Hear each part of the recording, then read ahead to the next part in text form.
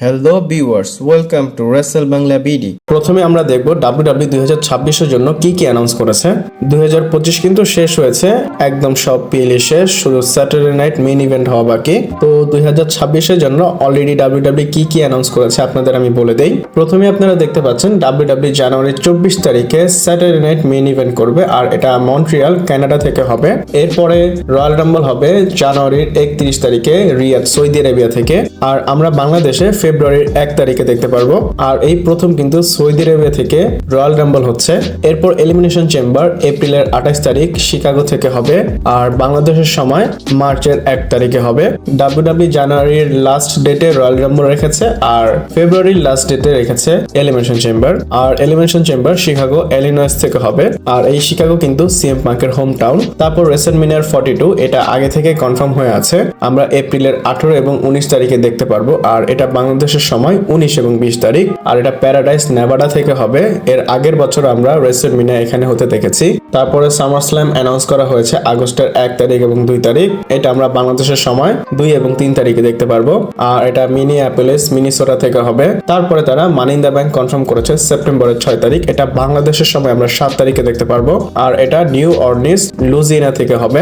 আপনাদের বলে দেই, নিউ অর্লিন্সে কিন্তু রেসলম্যানিয়া 42 হওয়ার কথা ছিল, কিন্তু ডাব্লিউডাব্লিউ সেটা না করে মানি ইন দ্য ব্যাংক হয়তো করবে। তো আমরা যদি পিএলই এর কথা বলি, পিএলই কিন্তু প্রায় 5টা অ্যানাউন্স করা হয়েছে: Royal Rumble, Elimination Chamber, WrestleMania, SummerSlam এবং মানি ইন দ্য ব্যাংক। আর স্যাটারডে নাইট একটা অ্যানাউন্স করা হয়েছে, এর মাঝখানে ডাব্লিউডাব্লিউ হয়তো আরো Saturday Night Main Event announce করে দিবে। এই 2025 সালের ডাব্লিউডাব্লিউ ভালো যায়নি, দেখি 2026 সালের ডাব্লিউডাব্লিউ কেমন হয়। এরপর আমরা ক্রিস জেরিকোর বিষয় বলবো, আর ক্রিস জেরিকো একটা ম্যাসিভ হিন্ট ডেলিভার করেছে, আর অবশ্যই এটা ডাব্লিউডাব্লিউ রিটার্নকে নিয়ে, হয়তো সে ডাব্লিউডাব্লিউতে আসতে পারে। আর সে নিজে কি বলেছে আপনাদের আমি বলি, বলে 2026 সালে আমি আমার ইন-রিং রিটার্ন করব যে কোনো জায়গায়। এইখানে সে এইডাব্লিউর কথা বলেনি, ডাব্লিউডাব্লিউর কথাও বলেনি। তো যেহেতু সে যে কোনো জায়গায় বলেছে, আমরা জানি সে ডাব্লিউডাব্লিউতে আসবে, এবং এই ডিসেম্বরে তার এইডাব্লিউ যে ডিল সেটা শেষ হয়ে যাবে। এবং আপনাদের বলে এই ডাব্লিউডাব্লিউ অলরেডি তাকে অফার করে রেখেছে একটা কন্ট্রাক্টের জন্য, এবং সেই ডিলের মধ্যে অফার করা হয়েছে যে আপনাকে আমরা একটা রিটায়ারমেন্ট ট্যুর দিতে চাই, মানে জন সিনার মতো হয়তো ক্রিস জেরিকো একটা রিটায়ারমেন্ট ট্যুর করবে, এবং সে যদি আসে রয়্যাল রাম্বলে রিটার্ন করবে, এর আগে সে আসবে না। আপনারা জেরিকোকে ডাব্লিউডাব্লিউতে দেখতে চান কিনা আমাকে কমেন্ট করে জানাতে পারেন। এরপর জন সিনার বিষয় বলবো, আর জন সিনা তার ইনস্টাগ্রামে একটা পোস্ট করেছে, আপনারা এখানে হয়তো দেখতেও পাচ্ছেন, এখানে লেখা আছে 01। এইখানে সে বোঝাতে চাচ্ছে যে আমি আর একবার অ্যাপিয়ারেন্স করব রেসলার হিসাবে, এরপরে আর কখনো রেসলিং করব না ডাব্লিউডাব্লিউ রিং এ। আপনারা জানেন আমাদের বাংলাদেশের সবাই জন সিনাকে সুপারহিরো মনে করে, বা যারা ছোটবেলা থেকে এখন পর্যন্ত ডাব্লিউডাব্লিউ দেখে আসতেছে তারা জন সিনার বড় ফ্যান। আমার তো এখন স্পষ্ট মনে আছে জন সিনা যখন বিগ শোকে অ্যাটিটিউড অ্যাডজাস্টমেন্ট মেরেছে, আমি তখন থেকে তার ফ্যান হয়েছিলাম। আপনাদের কোনো স্মৃতি বা মেমোরি আছে কিনা আমাকে কমেন্ট করে জানাতে পারেন। এছাড়াও আমি কালকে আপনাদের জন সিনার বিষয়ে একটা গ্রাফিক দেখিয়েছিলাম, বা তাকে যে অ্যাডভার্টাইজ করা হয়েছে সেটা বলেছিলাম। আসলে এখানে একটা ভুল হয়েছে, আমি যে স্ক্রিনশটটা আপনাদের কালকে দেখিয়েছিলাম সেটা আগের বছরের ছিল, মানে এই বছরের ছিল। রেসলম্যানিয়া 41 এর পর তাকে যে অ্যাডভার্টাইজ করা হয়েছিল সেই গ্রাফিকটা ভাইরাল হয়েছিল, তাই আমি সেটা মনে করে কভার করেছিলাম। আসলে এটা আমার মিস্টেক, তাই আমি আপনাদের এটা জানিয়ে দিলাম। আপনারা কেউ আবার এক্সপেক্ট করবেন না যে জন সিনা আসলে রেসলম্যানিয়ার পর আসবে, এটা আগের অ্যাডভার্টাইজমেন্ট। এরপর আমরা স্যাটারডে নাইট মেইন ইভেন্টের বিষয় বলবো, আর এটা 14 তারিখে হবে ডিসেম্বরের, আমরা 15 তারিখে দেখতে পারবো। আর এখানে কিন্তু জন সিনা রিটায়ার করবে। তো এটা টিকেটস এর আপডেট কি আপনাদের বলে দেই, ডাব্লিউডাব্লিউ এখানে কারেন্ট সেটআপ রেখেছে 17,263 টিকিট অলরেডি ডিস্ট্রিবিউট হয়েছে 16,483, এবং অ্যাভেলেবল টিকিট আছে 780। আর এক সপ্তাহের মধ্যে ডাব্লিউডাব্লিউ 931টি টিকিট বিক্রি করেছে, আর আমার তো মনে হচ্ছে ডেফিনেটলি এটা সোল্ড আউট শো হবে। আর এই টিকিটগুলো যদি শেষ হয়ে যায়, ডাব্লিউডাব্লিউ বাড়িয়ে এটাকে 19,000 করবে, কারণ জন সিনার লাস্ট ম্যাচ কে দেখতে চাবে না, সবাই দেখতে চাবে, তো টিকিট বাড়ালে আরো সেল হবে।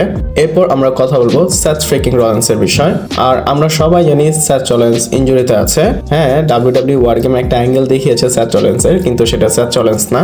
আর সেথ রলিন্স সিনাস এমনিতে কবে রিটার্ন করবে সেটার বিষয়ে আপডেট এসেছে। আপডেট বলতে সে নিজেই এটার উপর কমেন্ট করেছে তার রিকভারির উপর। সে বলে রিকভারি অন ট্র্যাক, সবকিছু ভালো চলতেছে। আর এইসব বলতে বলতে সে জন সিনার বিষয়ে কথা বলে। সে বলে ওয়াশিংটন ডিসি থেকে একটু ঘুরে আসা উচিত, মানে সে বোঝাতে চায় জন সিনার রিটায়ারমেন্ট ট্যুরে সে প্রেজেন্ট থাকবে। আর ডিসেম্বরে সে ওয়াশিংটন ডিসিতে কেন আসবে, সেখানে জন সিনার ফাইনাল ম্যাচ হবে, তো সেখানে সে যাবে। আর অবশ্যই সে যেতেই পারে। আর জন সিনা রিটায়ার হওয়ার কিন্তু আর 11 দিন না 10 দিন বাকি। তো আপনারা চিন্তা করেন আজ থেকে 10 দিন পর জন সিনা রিটায়ার হয়ে যাবে একবারে। এছাড়াও আপনাদের স্যাথ রলিন্সের একটা ছবি দেখাই, আমার মিসিং হয়ে গিয়েছিল। যখন সার্ভাইভাল সিরিজ হয়েছিল তখন স্যাথ রলিন্সের এই পিকচারটা প্রচুর ভাইরাল হয়েছিল। আর স্যাথ রলিন্সের হাতে কিন্তু আর্ম স্লিং দেখা যাচ্ছে। আর জন সিনা যে রিটায়ার হবে এটার উপর আপনাদের কেমন ফিলিং বা আপনাদের কেমন লাগছে আমাকে কমেন্ট করে জানাতে পারেন। এরপর র্যান্ডি অর্টনের বিষয় বলবো। আর এই রিপোর্টের উপর আপনাদের আমার রিয়াকশন অবশ্যই দিবেন। আর এটার উপর আপনাদের যে ওপিনিয়ন এটা খুব ম্যাটার করবে। আপনারা জানেন র্যান্ডি অর্টন আবার টিভি থেকে অ্যাবসেন্ট হয়ে গিয়েছে। আমরা র্যান্ডি অর্টনকে অনেকদিন ধরে দেখতে পাচ্ছি না। তো র্যান্ডি অর্টন কেন অ্যাবসেন্ট এটার বিষয়ে আপডেট এসেছে। বলা হচ্ছে ডাব্লিউডাব্লিউ ইচ্ছা করে র্যান্ডি অর্টনকে কিছু সময় পর পর অ্যাবসেন্ট দিচ্ছে বা টাইম অফ দিচ্ছে। এটার পেছনে কারণ হচ্ছে র্যান্ডি অর্টন কোডি রোডসকে ওভারশ্যাডো করবে। আর এটা কিন্তু অ্যাকচুয়াল আপডেট, আমি যোগ করতেছি না। ডাব্লিউডাব্লিউ মনে করে র্যান্ডি অর্টন কোডিকে ওভারশ্যাডো করবে, এর জন্য তারা রিং এর মধ্যে বা টিভিতে প্রেজেন্ট করছে না। এছাড়াও আরো একটা রিজন ডাব্লিউডাব্লিউ বলেছে, বলে র্যান্ডি অর্টন যদি রিং এর মধ্যে কম্পিট করে তাহলে সে ইনজুরিতে পড়তে পারে। মানে ডাব্লিউডাব্লিউ র্যান্ডি অর্টনের বডি যেন সেফ থাকে এর জন্য তাকে প্রেজেন্ট করতেছে না টিভিতে।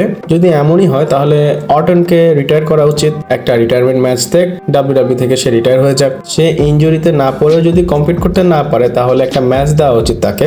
ডাব্লিউডাব্লিউ যেটা করতেছে সেটা একটা ভাওতাবাজি। তো আপনারা হয়তো বুঝতে পেরেছেন আমি কেন আপনাদের মতামত চেয়েছি। আপনাদের মতামত অবশ্যই আমাকে কমেন্ট করে জানাবেন।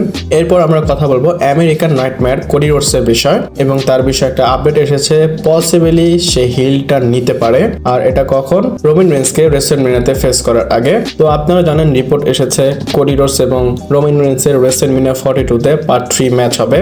আর আমরা সবাই জানি ডাব্লিউডাব্লিউ এটা টিজও করেছে। আর এটার পর কিন্তু একটা কোশ্চেন হচ্ছে যে রোমান রেন্স এবং কোডি রোডস দুইজনই ফেস, তারা কিভাবে দুজনকে ফেস করবে।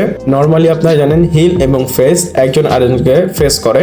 ডাব্লিউডাব্লিউ ফেস ভার্সেস ফেসের ফিউড আমাদের কখনোই দেখায় না। তো এটার জন্য হয়তো কোডি রোডস হিল টার্ন করতে পারে।